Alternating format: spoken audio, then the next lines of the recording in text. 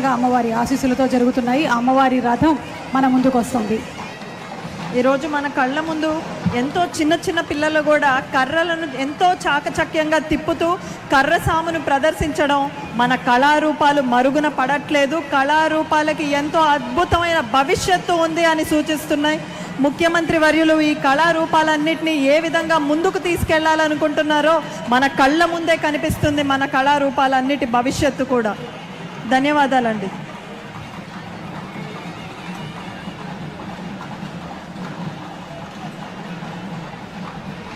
ప్రతి రంగము అభివృద్ధి చెందేలాగా అహర్నిశలు శ్రమించేటువంటి నాయకులు గౌరవనీయ ముఖ్యమంత్రి వర్యులు శ్రీ నారా చంద్రబాబు నాయుడు గారు. అలాగే ఆర్ట్ ఫామ్స్ మన సంస్కృతి మన సంప్రదాయం ప్రతిబింబించేలాగా ఈ ఆర్ట్ ఫామ్స్ అన్నీ కూడా నెక్స్ట్ జనరేషన్కి కూడా చేరుకునేలాగా ఈ రోజున విజయవాడలో ఈ ఉత్సవంలో మనం చూస్తున్నాము.